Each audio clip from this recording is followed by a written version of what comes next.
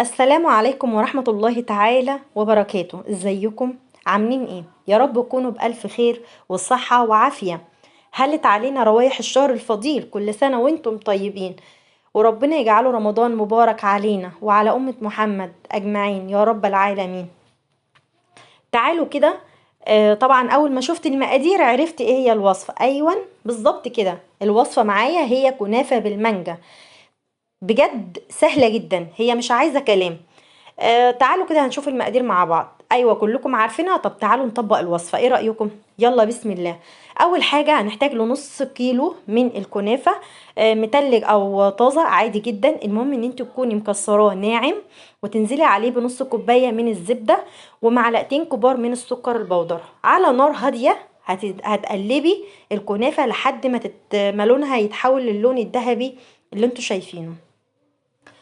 طيب تعالي بقى نعمل الكريم شانتيه. الكريم شانتيه كوباية من الكريمة عليها نص كوباية من اللبن المتلج أو نص كوباية من الماء المتلج.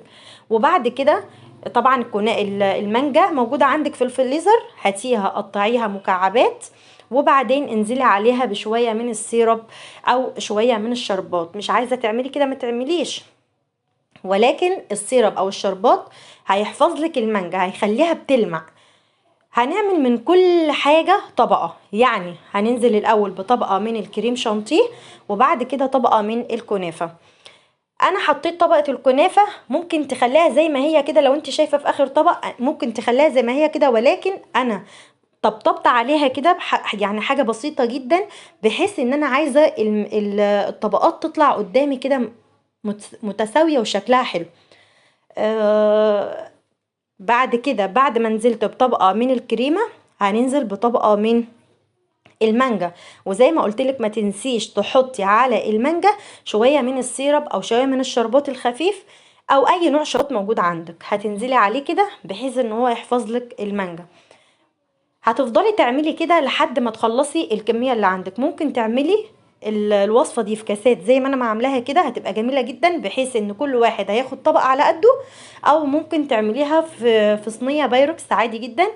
الموجود عندك هينفع يعني. شايفين؟